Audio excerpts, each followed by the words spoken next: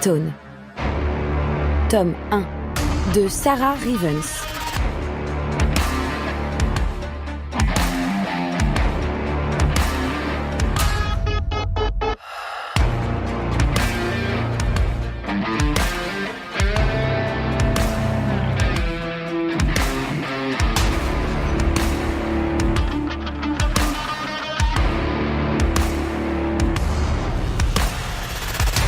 Lu par Molly Savannah et Hervé Grull.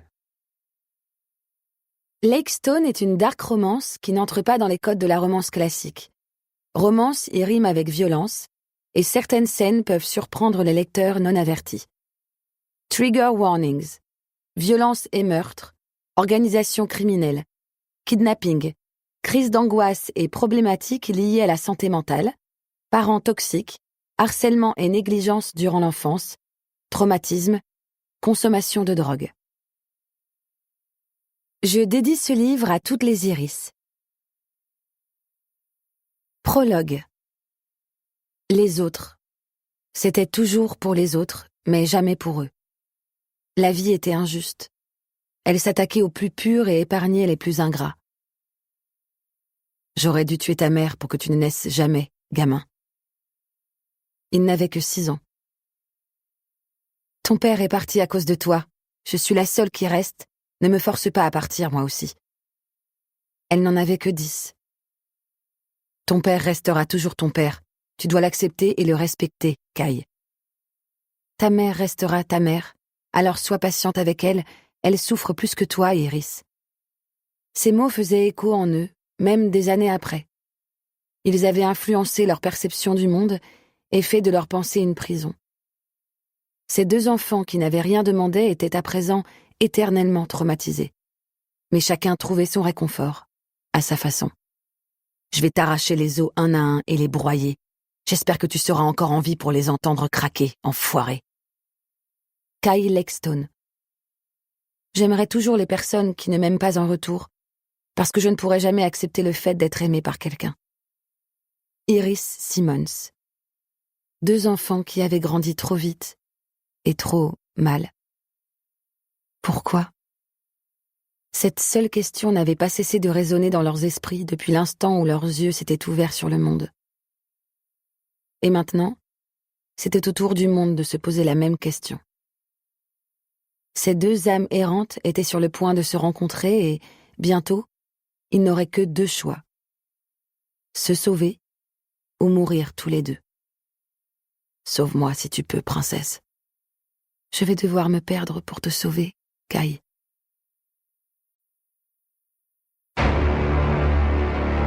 Chapitre 1.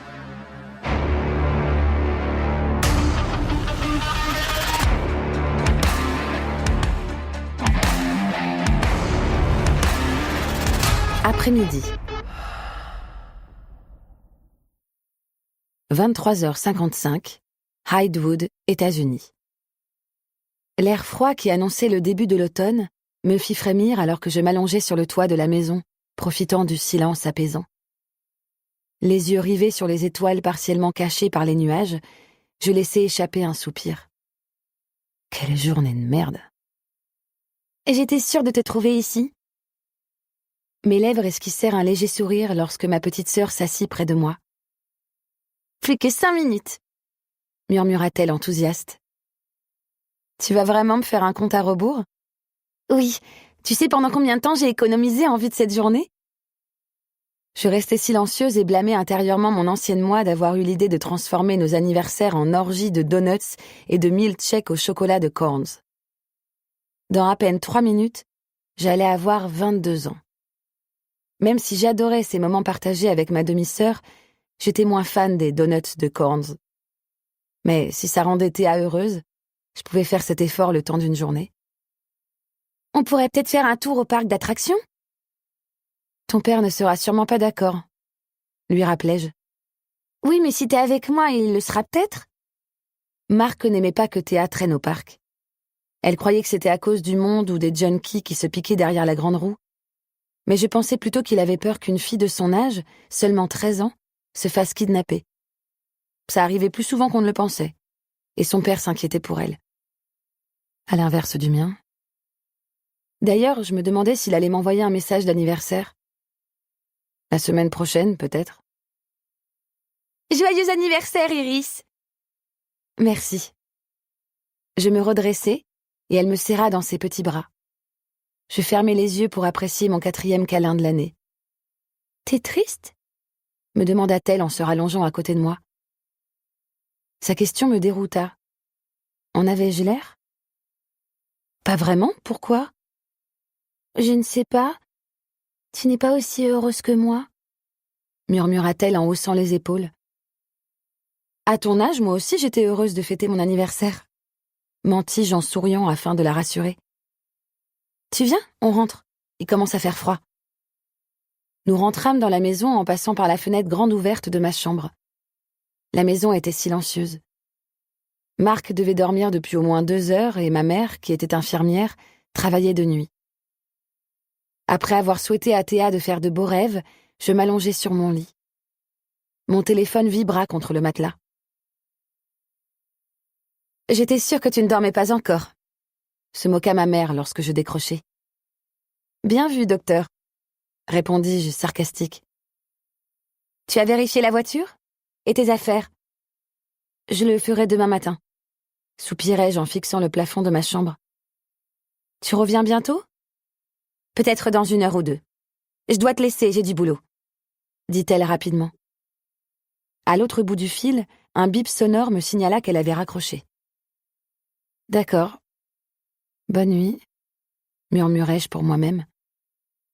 J'avais passé presque 1 mois dans cette ville pourrie jusqu'à la moelle, et même si ma sœur allait me manquer, j'avais hâte de retourner à l'université, d'être loin d'ici. Je n'appartenais plus à ce foyer, et encore moins à cet endroit. 14 heures. Théa dévorait son 4e donut tandis que mon 2e gisait sur la table, presque intact. Je coinçai la paille entre mes lèvres et j'aspirais le café glacé qui, je l'espérais, m'aiderait à combattre ma fatigue. « Tu veux manger le mien ? Je n'ai plus faim », avouai-je en grimaçant. Ses yeux bleus brillèrent soudain et elle balaya ses cheveux blonds avant d'attirer mon assiette vers elle. Un sourire étira mes lèvres quand je la vis sauter sur mon donut alors qu'elle n'avait même pas terminé le sien. À son âge, je n'avais pas autant d'appétit. À son âge, je n'avais pas d'appétit du tout. Théa et moi étions diamétralement opposés. Ma sœur était le genre de fille sociable, câline et affectueuse qui faisait rire ses amis. Je n'avais pas vraiment d'amis, je manquais de confiance en moi, et je n'étais pas familière avec les contacts physiques, et ce depuis toujours. Même physiquement, nous ne nous ressemblions pas, moi petite et brune et elle, blonde et élancée. Nous avions une seule chose en commun, un iris bleu. « Tu pars à quelle heure ? » m'interrogea ma sœur en secouant son milkshake. « Dans 3 heures, » répondis-je en regardant mon téléphone.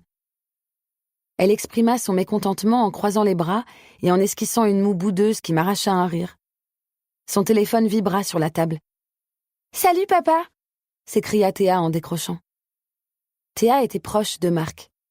Ils avaient cette relation père-fille que je rêvais d'avoir avec mon père lorsque j'étais plus jeune. Aujourd'hui, ça faisait plusieurs mois que je n'avais pas parlé à mon père. Pas parce que nous nous étions disputés, mais simplement parce que nous n'avions pas besoin de nous parler. Est-ce que j'aimais mon père ? J'aurais voulu. Je ne l'appelais que 2 fois par an, le jour de son anniversaire et lorsqu'il fallait payer l'université, la seule chose encore à sa charge. Le reste était réglé par moi ou par ma mère. Mais même dans ces 2 cas, il ne me répondait que très rarement. Les autres jours de l'année, je n'avais pas de père. Après leur divorce, mes parents avaient refait leur vie chacun de leur côté. Et je les avais vus se reconstruire. Enfin, en quelque sorte. Ma mère avait rencontré Marc des années après son divorce. Mon beau-père était devenu veuf l'année du divorce de mes parents et avait élevé sa fille seule après que la mère de Théa était morte en la mettant au monde. Pour moi, l'arrivée de Marc dans la vie de ma mère avait été une bénédiction, pour de nombreuses raisons. « Papa a dit qu'il nous attendait pour fêter ton anniversaire », m'informa Théa en interrompant le fil de mes pensées. « Tu viens ? On y va ?» Nous quittâmes Corns, elle le pas léger et moi avec l'estomac lourd et l'envie de gerber. Fêter mon anniversaire. C'était sûrement une idée de Marc, car ma mère avait ça en horreur. Mon beau-père voulait se rapprocher de moi, sauf que, même après toutes ces années, je ne savais pas comment me comporter avec lui. On restait donc au point mort. Il était le père de Théa et le mari de ma mère. Je n'étais pas sa fille. Il n'était pas mon père. « Iris ?» m'interpella Théa alors que je conduisais tranquillement jusque chez ma mère. « Oui ?» Je lançai un regard interrogateur à ma sœur qui avait une expression malicieuse sur le visage. « T'as déjà eu un petit copain ?» « Quoi ? Oui ? Pourquoi cette question ? Enfin, pourquoi cette question maintenant ? L'interrogeai-je en esquissant un petit sourire malgré mes sourcils froncés. « Pourquoi pas ? Ça ne répond pas à ma question, Théa. » Elle poussa un soupir. « Les sœurs de mes amis leur parlent de leurs petits copains. Mais tu m'en as jamais parlé. C'est parce qu'on est demi-sœurs ? » Non, bien sûr que non, répliquai-je rapidement. Tu es ma sœur, Théa, c'est juste que je n'ai fréquenté personne depuis mes 15 ans. Et c'était partiellement vrai. Je n'avais pas eu de relation sérieuse depuis très longtemps, que des conneries sans lendemain, éphémères. Même à l'université ? Je te trouve jolie pourtant. Je ne socialise pas à la fac, dis-je en secouant la tête. Je préfère être seule. Une fois arrivée dans ma maison d'enfance, je remarquai que Marc nous attendait sur le perron, un grand sourire aux lèvres. Il prit sa fille dans ses bras, et je souris en les regardant. « On vous attendait ?» s'exclama Marc en me cédant le passage. « On est là ?» soufflai-je avant d'entrer chez moi. Je tournai la tête et j'aperçus un gâteau d'anniversaire sur l'îlot central de la cuisine. Ma mère esquissa un petit sourire en me voyant arriver et déclara « Enfin !» Marc et sa fille me chantèrent « Joyeux anniversaire » en chœur, tandis que je les regardais sans trop savoir quoi faire. Cet instant horriblement gênant terminé, je m'approchai enfin du gâteau. Mais alors que je m'apprêtais à souffler les bougies qui menaçaient de fondre sur le nappage, Théa m'arrêta dans mon élan en criant « Fais un vœu !» Un petit rire s'échappa de mes lèvres et je fermai les yeux. Faites que cette année soit moins chiante que les autres. Je soufflai enfin sur les bougies et Théa poussa un petit cri de joie avant de me serrer contre elle. « Bon anniversaire, Iris !» répéta Marc en me prenant dans ses bras à son tour. « Merci. » Je posai mes mains sur son dos sans répondre à son étreinte. Le sentiment intérieur qui me submergeait à son contact était toujours le même. Une impression de déjà-vu. Papa aussi me prenait dans ses bras quand j'étais petite. Je me raclai la gorge et rompis notre étreinte sous le regard de ma mère. Au fond d'elle, elle savait que je n'arrivais pas à apprécier Marc comme il m'appréciait, et cette conviction la mettait mal à l'aise par rapport à sa nouvelle famille. Marc déposa mes valises dans la voiture et vérifia que tout fonctionnait correctement. Un truc de père, sûrement. Ma mère me recommanda de ne pas rouler trop vite, tandis que Théa enroulait ses mains autour de ma taille, m'implorant en vain de rester encore un peu. « Je te promets que je reviendrai très vite », murmurai-je en balayant les mèches blondes de son visage. Et, comme chaque fois que je lui promettais quelque chose, je lui tendis mon petit doigt, qu'elle crocheta avec le sien. « Allez, viens, trésor », lui dit finalement Marc en me lançant un regard complice. Iris doit partir maintenant. Puis ma mère, son mari et sa belle-fille, formant un front uni, me firent au revoir depuis le perron. Un petit sourire aux lèvres, j'agitai à mon tour ma main en m'éloignant de la maison. Je quittais enfin cette ville. Dieu savait à quel point elle m'avait brisée. Au revoir, Hydewood. Brûle en enfer.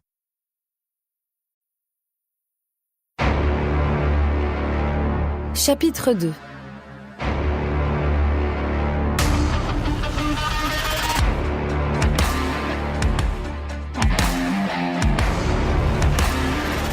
Bon retour en ville. 1 heure, route 7, à quelques centaines de kilomètres du New Jersey.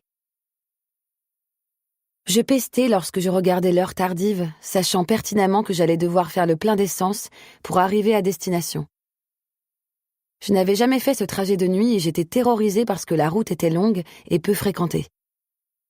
Mon angoisse décupla alors que j'approchais d'une station-service. « Tu penses qu'on va se faire kidnapper ce soir, Rufus ?» interrogeai-je mon petit hamster en peluche. « Allez, Iris, qu'est-ce qui pourrait arriver à une fille seule dans une station essence au milieu de nulle part à 1h du matin ? » Tout, absolument tout. Dans le pire des cas, on mourra. Mais on sera tous les deux, c'est ça le principal, non ? Me rassurai-je en regardant ma peluche. Je grimaçai en voyant un des néons qui ornait la façade clignoter. Pas un chat dehors, seulement moi et ma caisse qui faisaient trop de bruit. Je me garai à côté d'une pompe et sortis de la voiture en direction du magasin. Quand je poussai la porte, une petite clochette sonna, prévenant le personnel de ma venue. Avec une expression fermée sur le visage, je m'approchai du caissier qui était en train de jouer sur son téléphone. « Le plein ?» demandai-je froidement. Je lui tendis l'argent pour l'essence et une barre chocolatée que je glissai dans mon sac et je quittai le magasin, le cœur battant à vive allure. Horrible. C'était horrible. Alors que j'insérais le pistolet de la pompe dans le réservoir, le vrombissement d'une moto m'alerta. Un motard casqué s'approcha et mon angoisse redoubla. Et si c'était un meurtrier ? J'avais vu trop de documentaires sur les criminels pour rester sereine.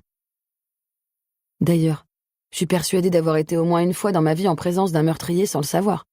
On l'a tous été. Le motard s'installa devant la pompe face à moi et enleva son casque noir, ses cheveux d'ébène lui retombant sur le front. Il me dévisagea. Intimidée, je détournai les yeux, ne lui donnant pas l'occasion de voir que j'étais à 2 doigts de la syncope. Il s'éloigna en direction du magasin, mais j'entendis son téléphone sonner, puis sa voix. « Avant que tu me menaces, je t'ai laissé un mot pour te prévenir que j'avais emprunté ta moto. N'en fais pas tout un drame. » Il avait répondu d'un ton moqueur et je poussai un soupir soulagé. Il fallait que je me calme. Si je prenais tous les hommes pour des meurtriers, je n'allais même plus pouvoir sortir de chez moi. Mon téléphone vibra dans ma poche. Un petit sourire étira mes lèvres quand j'aperçus le nom sur l'écran. Roxana Ryder, alias Rox. « Mon chiffre préféré ?» commença-t-elle, me posant notre question secrète. « Bleu », répondis-je en souriant. Rox était du genre à traîner dans des bars miteux et des maisons un peu trop louches. Alors c'était notre manière de nous rassurer. Si la réponse à la question était un chiffre ou un nombre, et non pas une couleur, c'est que l'une de nous était en danger. C'était le signal d'alerte. « T'es encore loin ? » « Je vais bientôt arriver, » répondis-je avant d'entendre des bruits de pas derrière moi. Je me tournai vers le motard qui ne semblait pas me regarder, occupé par son téléphone. « J'ai donné à manger à Rufus, » m'informa fièrement ma meilleure amie. « Tu veux que je reste en ligne avec toi le temps que t'arrives ? » « Ouais, et moi je vais faire carrière dans la musique, » entendis-je le motard dire au téléphone. « Non, ma batterie va bientôt lâcher et il ne me reste pas beaucoup de trajet, » la rassurai-je. « À tout de suite. » Je raccrochai et remis le pistolet à sa place. Sentant les yeux du motard sur moi, je me retournai et, sans surprise, nos regards se croisèrent. « Je ne lui ferai rien, je garde ta chérie à l'œil, » rassura-t-il son interlocuteur en me suivant du regard. « Et tu sais comme je suis douée pour surveiller. » Sans perdre une seconde, j'entrai dans ma voiture, je verrouillai les portes et démarrai. Le motard m'interpella, mais je fis semblant de n'avoir rien entendu et j'accélérai rapidement. Mon cœur battait à une vitesse folle, la terreur comprimant ma cage thoracique. Je détestais parler aux inconnus. Des gouttelettes vinrent se déposer sur le pare-brise de ma voiture. J'allumai la musique pour essayer d'oublier le motard et les premières notes de la chanson « From the Dining Table » d'Harry Styles retentirent dans l'habitacle. J'avais un genre de musique, un genre de livre et des nuances de couleurs préférées. Les musiques tristes, les romances et les couleurs sombres. J'aimais l'ambiance des musiques tristes, elles me faisaient ressentir des émotions que j'avais du mal à m'autoriser. Les romances sombres reflétaient mieux la réalité que les autres genres, selon moi. La vie était rarement aussi belle que dans les bouquins, et les vraies fins n'étaient pas aussi heureuses. Et ils vécurent heureux et eurent beaucoup d'enfants. C'est rigolo. Enfin, les couleurs sombres. parce que je n'aimais pas me faire remarquer. Il était très rare de me voir avec des vêtements flashy. Ça, c'était le délire de Rox. Je préférais les nuances de gris, de marron et de noir. Et comme si ce n'était pas évident, j'adorais la pluie. Quelqu'un m'avait un jour dit que la pluie était les larmes des anges qui veillaient sur nous et qu'ils pleuraient pour nous soulager de notre peine. Alors, peut-être était-ce pour ça que j'étais heureuse de voir la pluie, de l'entendre, de la sentir. Heureuse. Une moto affola mes sens en me dépassant. J'aurais pu jurer que c'était le gars de la station-service, celui qui avait eu l'air si inoffensif au premier abord. Mais n'était-ce pas là le critère numéro 1 d'un bon tueur? Bon, allez, je vais me calmer 2 minutes. Et si je pensais à Rufus? Je secouai la tête. Il fallait que j'accélère, que je rentre, et vite. 2 heures plus tard. Ewing, New Jersey. Donc, résultat, je dois appeler mon père pour qu'il paie le premier semestre, répondis-je en regardant Rox se démaquiller. Et je dois me trouver un nouveau job. T'as pensé au centre commercial? J'ai envoyé mon CV à plusieurs magasins pas très loin d'ici, mais je n'ai pas eu de réponse pour l'instant. Soufflai-je en m'approchant de ma meilleure amie. Elle me sourit avant de se concentrer un instant sur son téléphone, ses faux ongles claquant contre l'écran alors qu'elle écrivait à son 8e date de la semaine. Rox était très jolie et elle en jouait. L'attention des hommes flattait son ego. « Tu comptes garder tes lentilles encore combien de temps, Simmons ?» Un petit sourire moqueur étira ses lèvres, tandis que je levai les yeux au ciel. Si seulement je pouvais les garder toute ma vie. Je saisis l'étui de mes lentilles de couleur et poussai Rox sur le côté pour qu'elle libère le lavabo. Je me lavai les mains et j'observai une dernière fois mon reflet, tout en l'écoutant me raconter les derniers ragots du campus. Donc il a couché avec sa meilleure amie, me rapporta-t-elle en prenant une mine faussement choquée. La meilleure amie de sa copine? L'interrogeai-je comme si ça m'intéressait tout en tirant sur ma paupière inférieure. Je pinçai légèrement ma lentille de couleur marron et l'emprisonnai entre mon index et mon pouce avant de la ranger dans l'étui. Puis je fis de même pour l'autre œil. Je clignai des yeux à plusieurs reprises afin de les mouiller. Quand je les rouvris, je vis mes véritables yeux dans le miroir. Un iris bleu et un iris vert. Je n'avais jamais aimé mes yeux. Ils avaient été la cause de tous mes malheurs à l'école primaire et au collège. Ça fait peur. Tu devrais faire de la chirurgie. Maman m'a dit que c'était contagieux, ne reste pas avec moi. Tu devrais t'arracher les yeux, Iris, c'est immonde. Tu m'écoutes? Non, désolée, j'avais la tête ailleurs. M'excusai-je en reprenant le contrôle de mes pensées qui divaguaient. Mon esprit aimait me rappeler ces souvenirs que je voulais effacer, oublier. Comme s'il était doté de sa propre volonté et que ça l'amusait de me malmener. Je t'ai demandé si t'aimerais m'accompagner demain à une soirée. C'est le pote d'un mec que j'ai rencontré sur les réseaux qui l'organise. Tu sais, celui dont je t'ai parlé la dernière fois. Oui, je me rappelle. Alors là, pas du tout. Je haussai les épaules et j'acquiesçai. Il était rare que je refuse une soirée avec Rox. Même si je n'étais pas fan des endroits bondés et que la plupart des invités étaient loin d'être innocents, il y avait des joints gratuits. Pourquoi m'en priver? On avait déjà essayé de me droguer l'année dernière. Heureusement que Rox avait jeté la boisson avant que je la boive. Elle était plus à l'affût que moi, plus habituée. Je connaissais Rox depuis le collège, mais nous nous étions vraiment rapprochés lorsque nous avions intégré la même fac.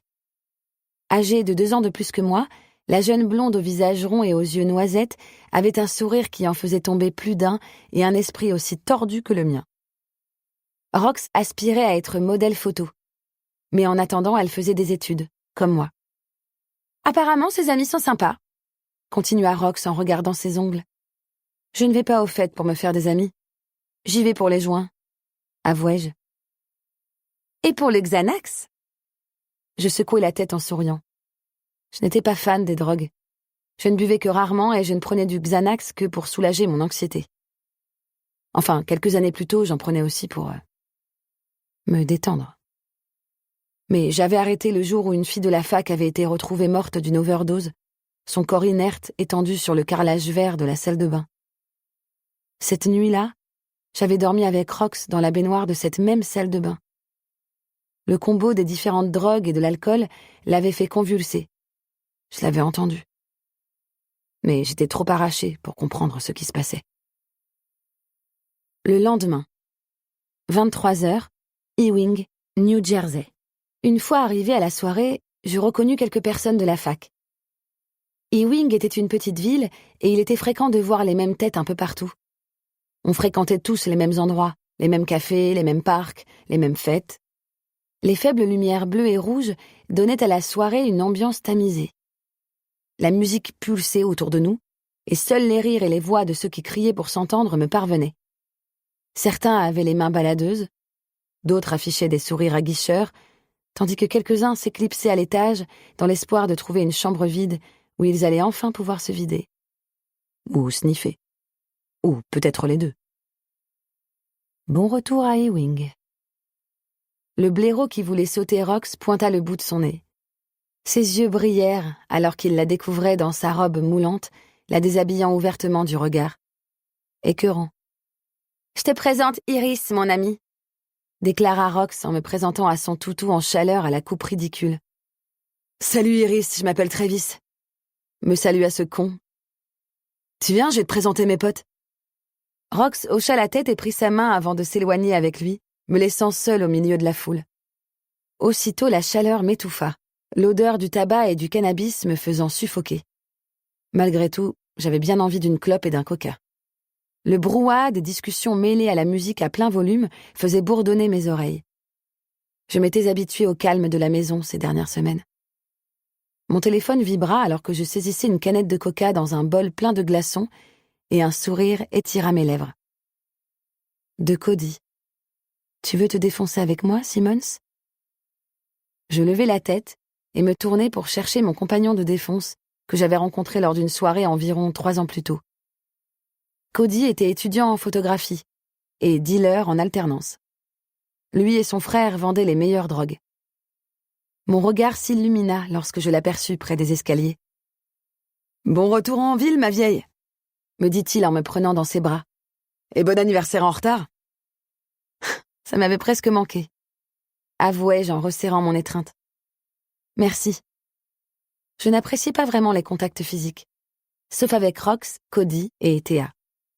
Je n'aimais pas l'idée d'être touchée par les autres. Pourtant, l'ironie voulait que je manifeste mon affection par le toucher. « Il y a une salle de bain vide à l'étage et en plus la musique est moins forte. Tu viens ?» J'acquiesçai et je le suivis jusqu'à une petite pièce sombre et éclairée par des néons rouges. Cody referma la porte derrière nous, étouffant le bruit et nous faisant soupirer de soulagement. Je posai mon sac sur le lavabo et Cody monta dans la baignoire pour ouvrir une petite fenêtre, ce qui fit entrer de l'air. « Alors, les vacances, Simmons ?» « Pas si mal, j'ai revu ma demi-sœur, » lui dis-je en m'asseyant dans la baignoire où il me rejoignit. La lumière rouge, la musique étouffée, rien que moi et Cody, l'air frais qui entrait dans la pièce sombre, il ne manquait plus qu'une chose. « Tiens !» D'un sourire, je remerciai Cody en saisissant le joint avant de l'allumer et d'inhaler la première taffe. Je fermai les yeux, appréciant chaque seconde qui détendait un peu plus mon corps. La soirée ne s'annonçait pas si mal. « T'en veux ?» me demanda Cody en me montrant l'éventail de drogue qu'il avait dans sa poche. Pour toute réponse, je lui montrai mon joint et il haussa les épaules avant d'avaler un comprimé qu'il fit passer avec une gorgée d'alcool. Il balaya ses cheveux bruns en arrière et souffla en regardant le plafond. « T'as vu ton père ?» Je secouai la tête. « Et toi ?» lui demandai-je sans le regarder. « Ta mère ?» La relation qu'il entretenait avec sa mère était aussi toxique que vide. « Non, elle est avec sa nouvelle famille. »« Tu l'as quand même appelée pour lui dire que t'avais réussi ton année ?»« Pourquoi j'appellerais une salope qui me renie depuis que j'ai 8 ans, Iris ?» marmonna-t-il d'un ton blasé. « J'ai pas besoin d'elle. » Je hochai la tête. J'aurais voulu ne pas avoir besoin de mon père, moi aussi.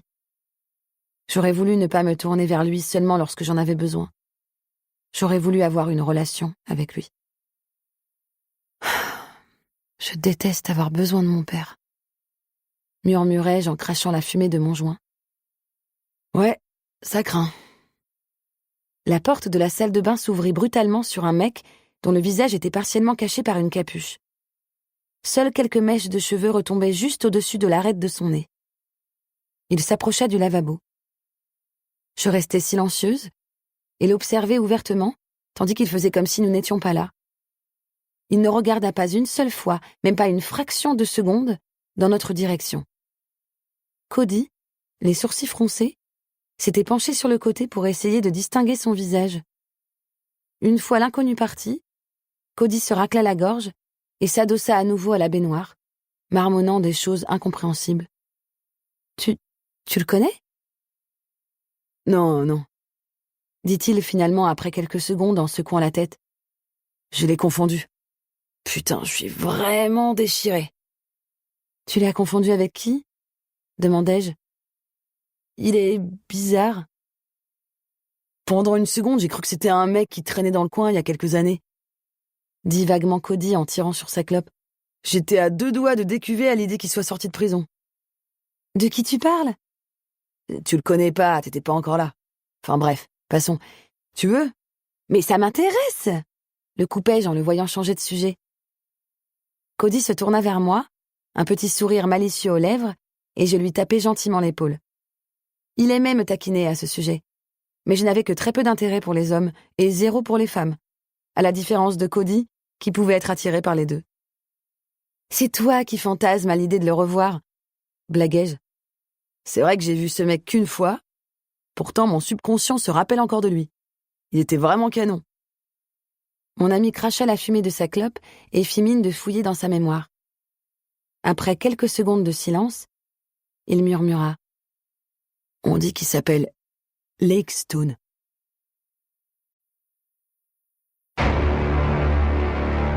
Chapitre 3.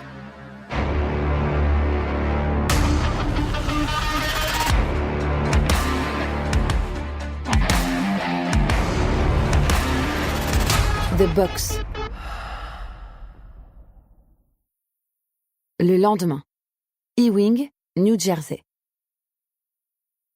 T'as pensé à vendre des photos de tes pieds sur Etsy ? Bof. Rox haussa les épaules et se reconcentra sur ses ongles, qu'elle recouvrait d'un vernis lavande. Nous réfléchissions à un véritable moyen de remplir mon compte en banque, qui allait bientôt être à découvert. Dans 3 jours, plus exactement.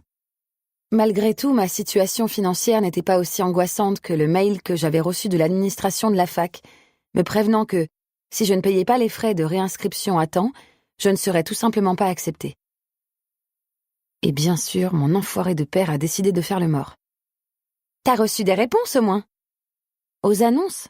Non, rien du tout. » Soufflai-je en me laissant tomber sur mon canapé vert. « Je vais devoir demander de l'argent à ma mère. » Je grimaçais déjà à cette idée. Je détestais lui demander un service, pour la simple raison qu'elle m'en reparlerait aussi longtemps qu'elle le pourrait, tout en me rappelant que mon père, lui, ne faisait rien pour moi. Un véritable plaisir. « Donc je te nourris, je te loge, je t'habille, et maintenant je dois aussi payer tes études ? Ton père est riche, mais c'est moi qui prends tout en charge. » Encore et toujours Evan Simmons. Mon père, un homme d'affaires riche, même si j'ignorais à quel point. Ma mère et lui s'étaient rencontrés à l'hôpital. Il avait eu un accident et elle s'était occupée de lui. Lui commençait à peine sa carrière dans l'entrepreneuriat et elle son métier d'infirmière. Apparemment, ils s'étaient aimés. Enfin, pendant les 8 premières années de ma vie, je n'avais été témoin que des hurlements de ma mère, des dénigrements de mon père, de leurs infidélités et de leurs mensonges.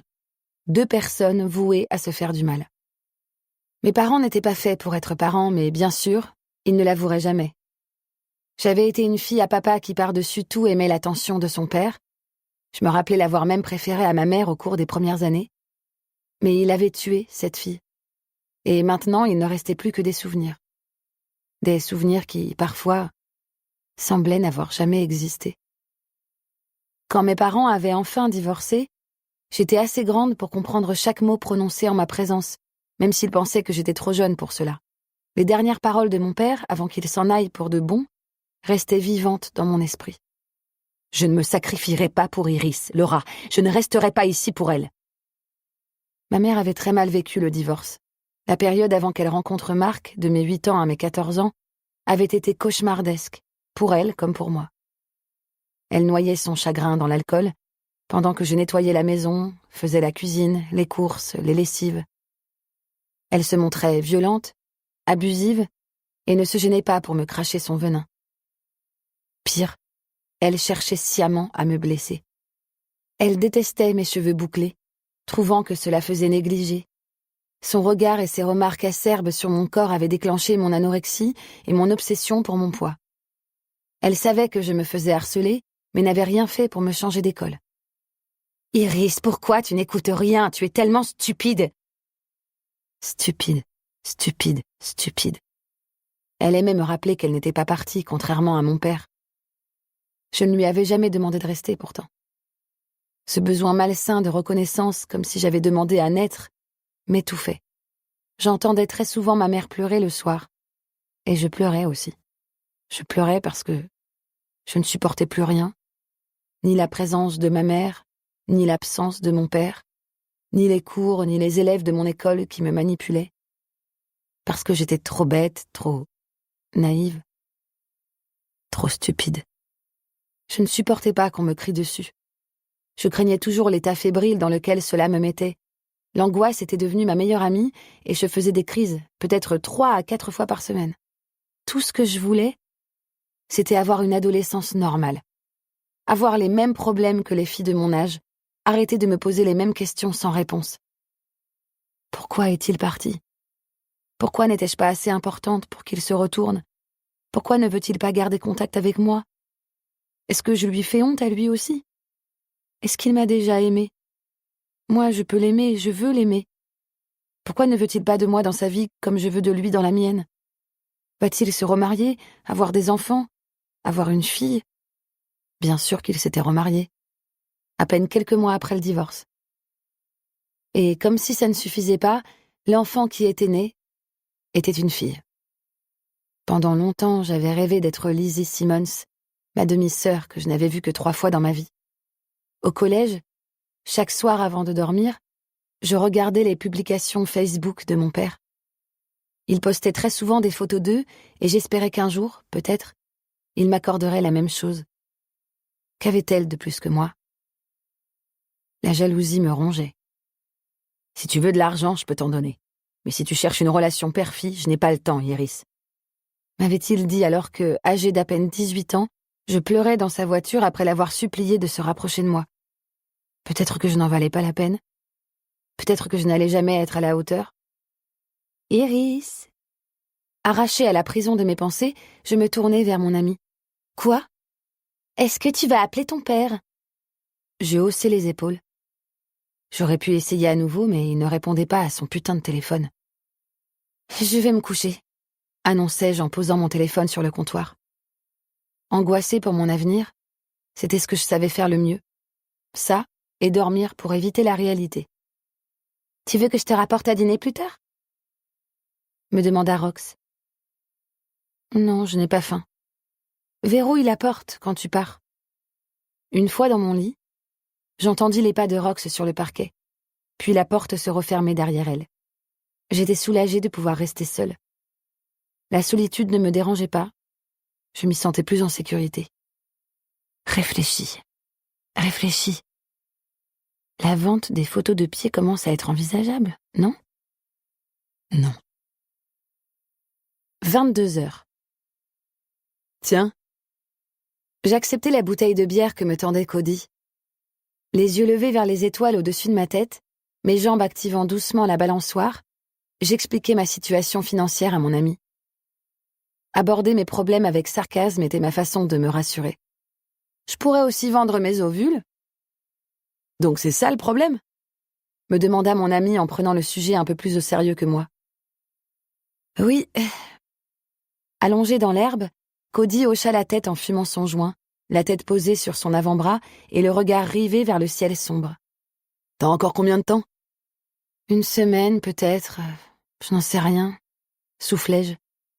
Je l'ai appelé 3 fois tout à l'heure. Il ne m'a pas répondu. Ce n'était pas surprenant, il ne répondait jamais. Je crois que je connais un endroit où tu peux postuler. C'est pas un job très intéressant et L'endroit n'est pas vraiment ouf, me dit-il en me lançant un regard. Je dois y aller pour vendre des trucs après. À ce stade, Cody, j'accepte tous les boulots, marmonnai-je en me tournant vers lui. C'est quoi le taf? Serveuse dans un club pas très loin d'ici, dit-il d'un ton hésitant. La plupart des gars là-bas ne sont pas fréquentables. Le club est assez sélect. Je connais le gérant, il s'alimente chez moi. Je n'aime pas ce type, mais je peux lui parler si c'est la seule solution qui te reste. L'idée de travailler dans un club me plaisait, malgré le peu d'enthousiasme dans la voix de Cody. Tu comptes y aller ce soir? Il hocha la tête et inhala la fumée. On y va. Ma déclaration le fit tout sauter et il écarquilla les yeux en se tournant vers moi. Hein? On va au club? Annonçai-je en me levant de la balançoire. Maintenant? T'es sérieuse, Simmons? Bien sûr que oui. Tu vas quand même pas me faire croire que t'as peur de ce club alors que tu vends tes merdes aux habitués? L'interrogeai-je. Il me fusilla du regard et marmonna. Ce qui me fait peur, c'est ta présence dans ce club, justement. Cody avait raison. Ce club, The Box, n'avait rien de fréquentable. Cela se devinait aisément en voyant les personnes qui y entraient. C'est une mauvaise idée? Oui. Comme toutes les autres que je vais avoir si je ne trouve pas un boulot à temps. Le coupai-je en détachant ma ceinture. Tu viens? Il ne faut pas faire attendre tes clients. Ce genre d'endroit était un puits à fric. Et du fric, c'était ce dont j'avais besoin. Je poussai la portière de la voiture et Cody fit de même, le regard rivé sur le bâtiment. Attends. Je me tournai vers mon ami, qui ouvrit le coffre de sa voiture et en tira un petit carton. Je fronçai les sourcils en lisant « Fragile » dessus. Fragile? Il se fout de la gueule de qui? C'est juste des comprimés. Mets ta capuche, m'ordonna-t-il sèchement. Ne parle à personne et surtout, reste à côté de moi. Le ton de sa voix me fit tressaillir. Je ne comprenais pas pourquoi il était aussi angoissé à l'idée que je l'accompagne. Ce n'était pas un club pour tueurs en série non plus. « Y a pas marqué meurtre dans mon agenda aujourd'hui !» entendis-je non loin de nous.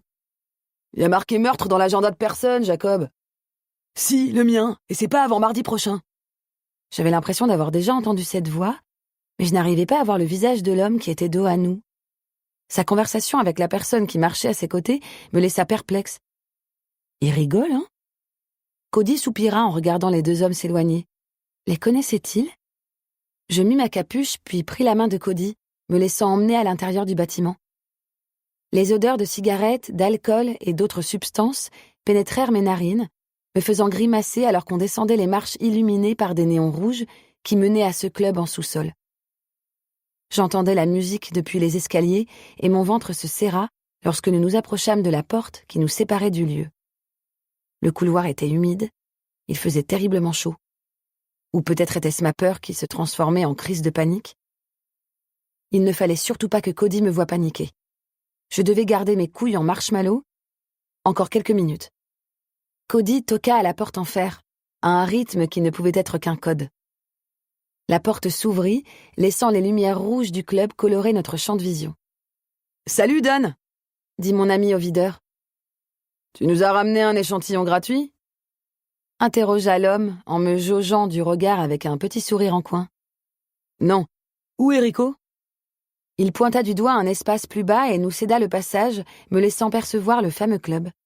C'était gigantesque. Le lieu se divisait en 2 étages ouverts, aussi spacieux que sombres. Appuyé au garde-corps en fer, emporté par la musique lourde, je regardais la piste de danse en contrebas et l'immense bar à côté. Des danseuses vêtues de masques et de lingerie en dentelle noire se déhanchaient avec lenteur à l'intérieur de grandes cages. Danser avec les chaussures qu'elles portaient devait être une pure torture. Plusieurs carrés VIP étaient disposés dans la salle. On les reconnaissait à leurs canapés en cuir noir capitonné et aux fausses bougies qui éclairaient à peine leur table. La lumière rouge des néons et les lustres gothiques produisaient une atmosphère digne du fin fond des enfers. Moi qui m'attendais à découvrir un bar miteux, je me surprenais à trouver ça joli. Je serrai fermement la main de Cody à l'instant où je pris conscience du monde autour de moi, effrayé à l'idée de perdre mon seul repère. Mes yeux vagabondaient un peu partout, passant des visages aux objets sur les tables. Mais je sentais aussi les regards sur moi. Et plus précisément, celui d'une personne. Je tentais de croiser ce regard, mais la foule brouillait ma concentration. Par ici. Sans me laisser de répit, Cody me tira avec lui vers d'autres escaliers, jusqu'à ce que nous arrivions devant une porte capitonnée où il y avait inscrit « Privé ». Mon regard se baissa vers la large piste en dessous de nos pieds. Moi, travailler ici? Iris, ne te surestime pas.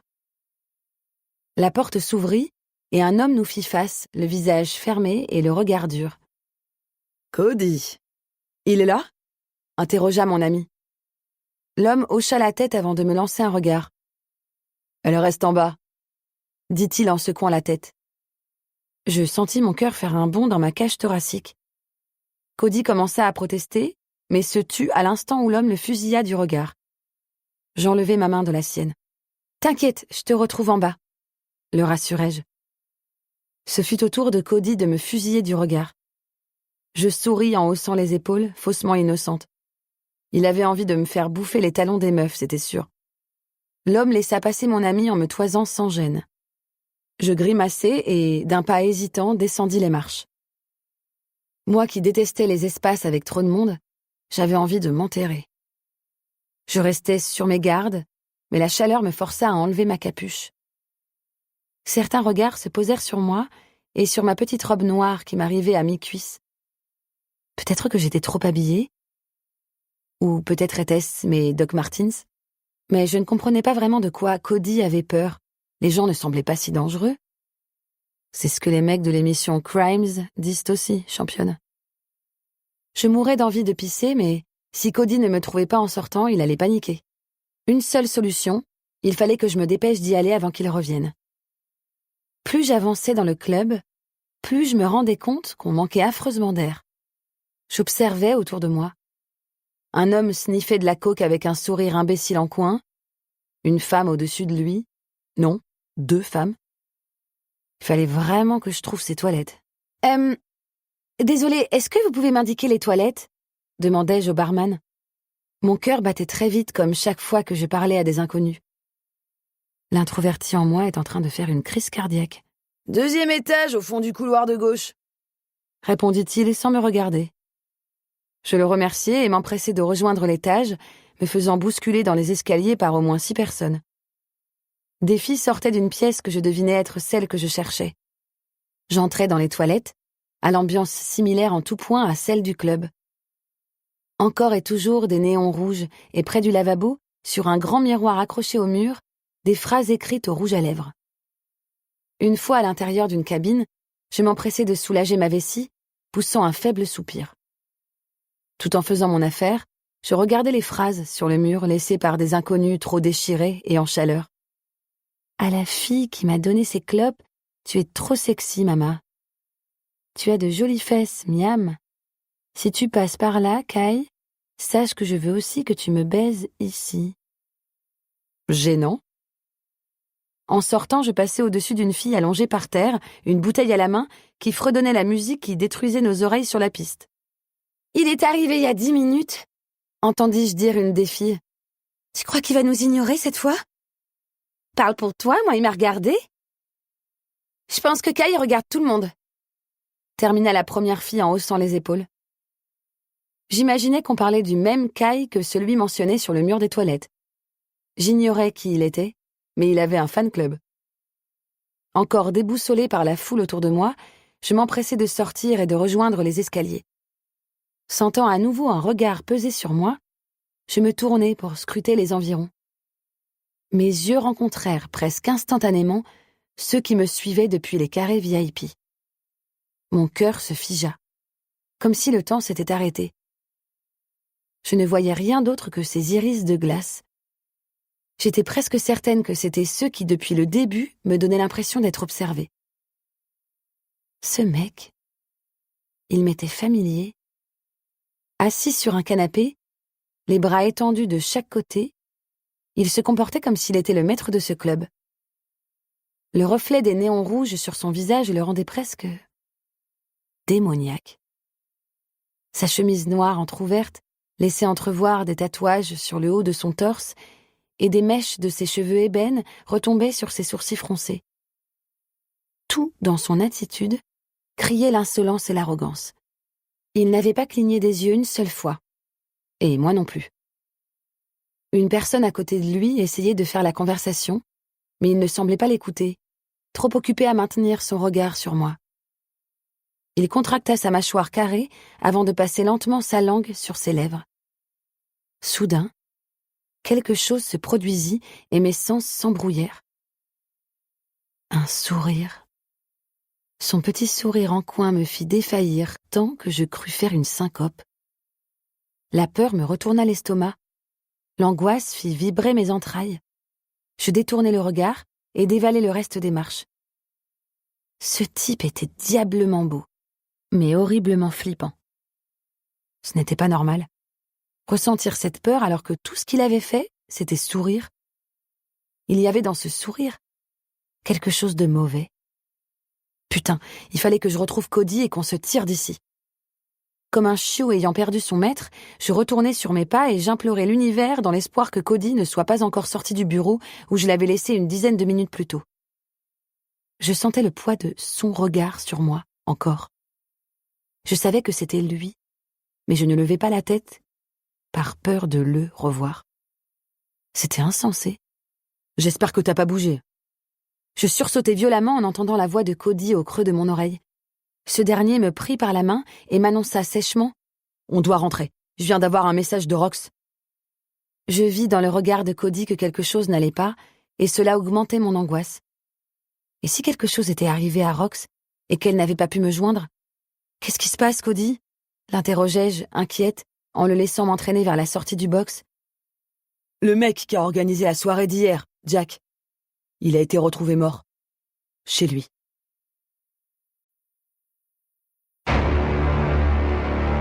Chapitre 4.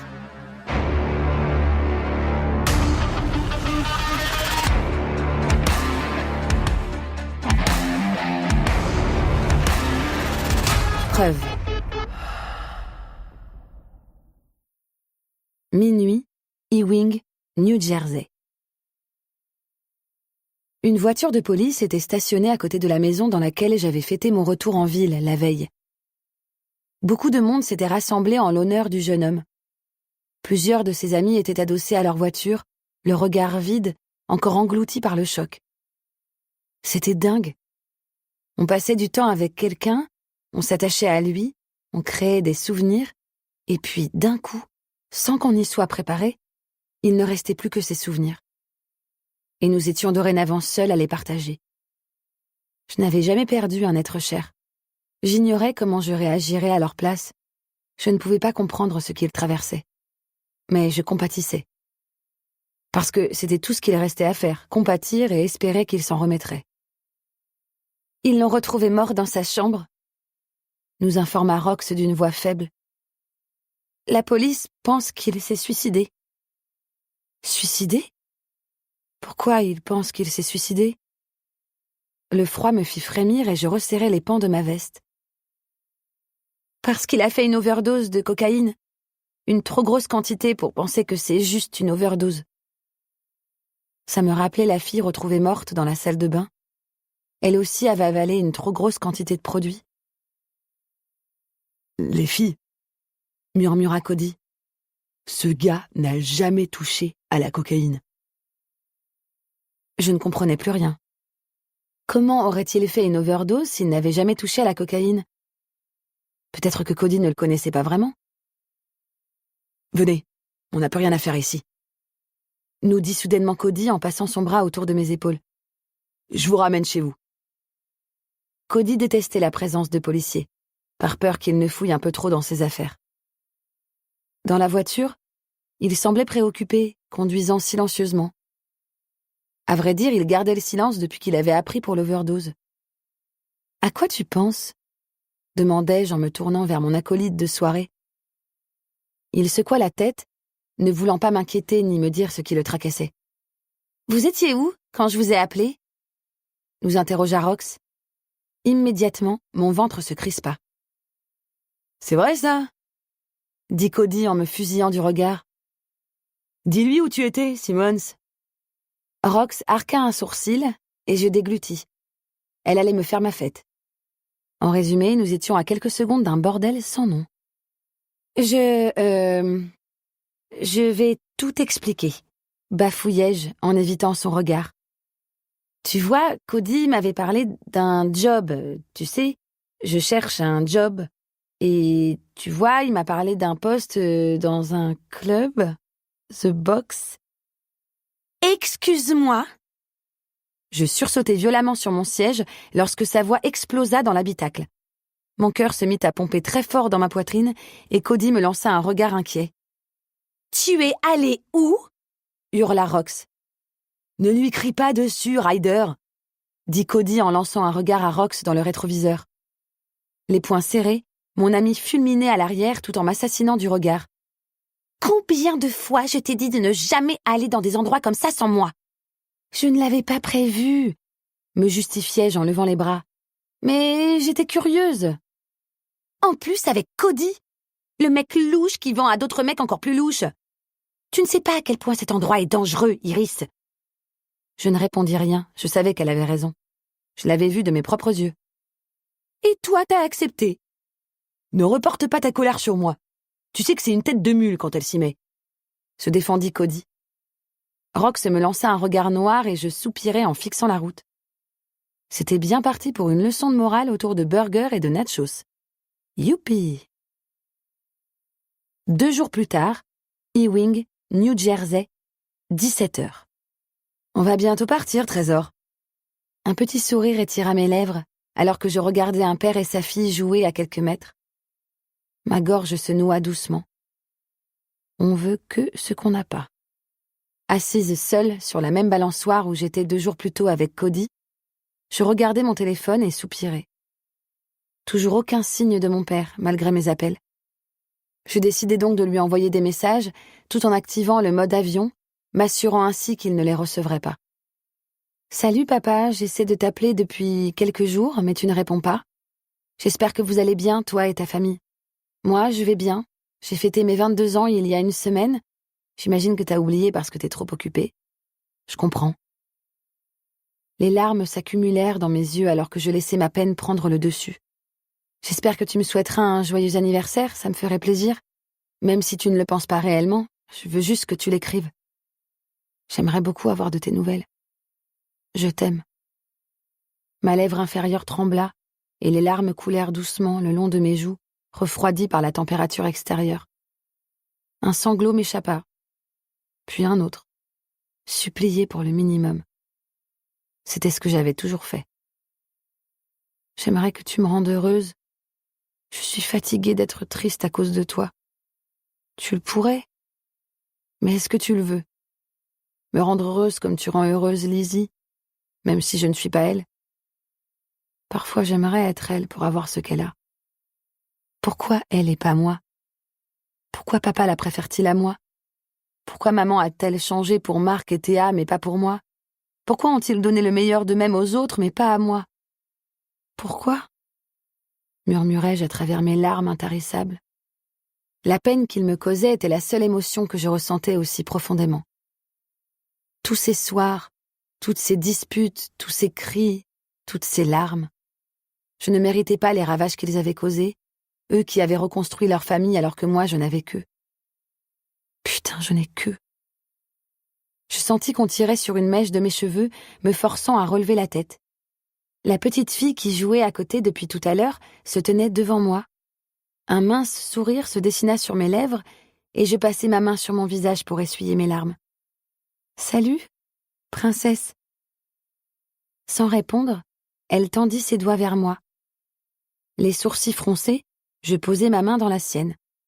Mon cœur fit un bond lorsqu'elle déposa un léger bisou sur le dos de ma main avant de me lâcher et de courir vers son père, qui regardait la scène de loin, une expression tendre sur le visage. « Désolée, elle reproduit ce que fait sa mère quand elle pleure, » m'expliqua-t-il en souriant et en prenant sa fille dans ses bras. « Dis au revoir, on va partir. » Je lui fis un signe de la main, la remerciant d'une petite voix tout en la regardant s'éloigner avec son père. Mes yeux se posèrent sur le dos de ma main et je me rappelai la sensation, la chaleur de son geste comme affamée de contact affectueux. Soudain, sans raison particulière, un frisson s'empara de mon corps. Je pensais un instant que c'était à cause du vent avant de me raviser. J'avais lu sur Internet que les frissons étaient l'un des symptômes de l'anxiété, ce qui, pour être honnête, ne m'avait pas étonné plus que ça. Je flirtais avec elle depuis mes 12 ans, une sorte de relation toxique ou d'amitié malsaine. L'anxiété était égoïste. Certains jours, elle ne me laissait pas dormir, accaparait toute mon attention. Et elle réussissait chaque fois. Je n'arrivais pas à lui tenir tête. Les sens en alerte, je regardais instinctivement derrière moi. J'avais l'impression d'être suivie, qu'on me regardait. Mais il n'y avait personne.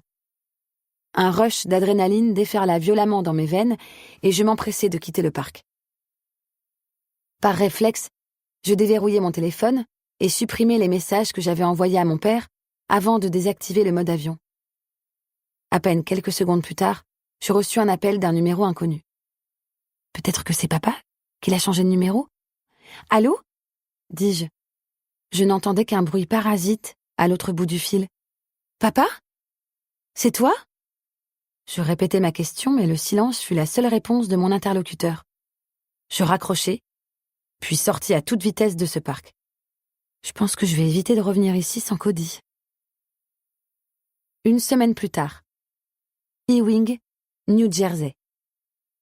Il faut trouver une solution, mademoiselle Simmons. Vous pouvez faire un prêt bancaire et le rembourser au fur et à mesure, me dit l'une des membres de l'administration de la fac.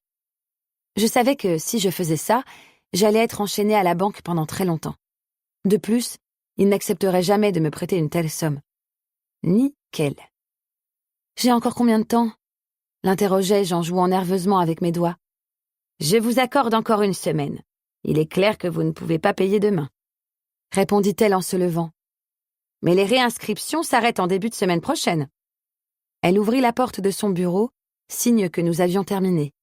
Je la remerciai d'un léger sourire en quittant la pièce. Mademoiselle Simmons. Je me retournai. Vous êtes une brillante élève. N'abandonnez pas vos études. Pensez au prêt bancaire. J'y penserai, merci. Je quittai rapidement les bureaux de l'administration, poussant un soupir fatigué. Rox m'attendait dans l'allée principale. Alors ? M'interrogea-t-elle en me voyant arriver au loin. Elle me donne encore une semaine. Je vais continuer d'appeler mon père pendant les quelques jours qu'il reste, mais s'il ne me répond pas, je vais devoir demander un prêt à la banque. Et pour ça, il faut que je remplisse un minimum mon compte, qui est forcément à découvert. Je ne supporte plus les remarques de ma mère. Je ne veux rien lui demander. Je n'ai reçu aucune réponse des endroits où j'ai déposé mon CV. Soufflai-je en entrant dans mon véhicule. Il ne me restait plus que ce club, le seul endroit d'Ewing où je n'avais pas encore déposé mon CV. N'y pense même pas, je te préviens, me gronda Rox. De quoi tu parles ? Pas de dépôt de CV dans ce club, précisa mon ami en croisant les bras. C'est beaucoup trop dangereux. Mais j'y suis déjà allée, et ce n'est pas aussi dangereux que tu le crois, me défendis-je alors que le lieu était quand même louche. Bien sûr que si, Iris, c'est rempli de fous furieux et de drogués qui n'ont rien à perdre, s'exclama-t-elle. Chaque soir, des mecs en sortent soit blessés, soit complètement arrachés, soit morts. Les clients préférés de ce club baignent dans des affaires trop bizarres. Et puis, merde, tu vois bien que Cody est leur fournisseur, ça ne te met pas la puce à l'oreille ? Mais depuis quand tu connais The Box ? Depuis assez longtemps pour te confirmer que ça craint. Tout le monde connaît cet endroit. Pourtant, depuis 4 ans et demi que j'habitais ici, je n'en avais jamais entendu parler. Si ce club était aussi dangereux qu'elle le disait, les autorités l'auraient sûrement fermé. Rox accordait beaucoup d'importance aux rumeurs. Mais moi, je ne croyais que ce que je voyais. Et ce que j'avais vu ce soir-là n'était certes pas mignon, mais ce n'était pas flippant non plus. Sauf lui. Et si on y allait ce soir ? Je peux te prouver que ce club n'est pas si dangereux. Pardon ? Mais t'as pété les plombs, Iris ? Bien au contraire, Rox. 23h, The Box. Écoute-moi attentivement. Si jamais il se passe quoi que ce soit, je te fais la promesse de changer les serrures de chez toi pour que tu n'en sortes plus, me menaça mon ami. Elle est toujours aussi violente ? M'interrogea Cody en descendant les marches rouges. La plupart du temps, oui. Parce que t'es de son côté, toi ? Mais t'es sérieux ? Ryder, moi non plus, ça ne m'amuse pas d'être dans cet endroit. Et encore moins avec vous. Lui confia Cody. Mais tu vois bien que tu n'as pas pu lui tenir tête non plus. J'ignorais leur regard noir tout en souriant fièrement. Comme la dernière fois, Cody toqua contre la porte. Rox arqua un sourcil. Ils ont un code maintenant. La porte s'ouvrit sur le même type que la dernière fois, qui posa ses yeux avides sur moi. T'as ramené 2 échantillons aujourd'hui ? Mon poing dans ta gueule sera le 3e, grogna Cody en entrant. Le videur pervers rigola tout en s'effaçant pour nous laisser entrer. La musique faisait vibrer nos corps alors que nous descendions les marches en acier. Mon ami esquissa une grimace réticente tout en se collant à moi. Je lâchai un rire assez bruyant pour que Rox me lance un regard noir. « Arrête de te foutre de moi, Iris, je suis sérieuse. Cet endroit est dangereux. » « Je suis d'accord avec elle, » nous dit Cody en posant ses bras autour de nos épaules alors qu'on arrivait en bas. « Mais on est là maintenant. J'ai un truc à régler avec Rico. J'ai pas peur pour toi, Iris.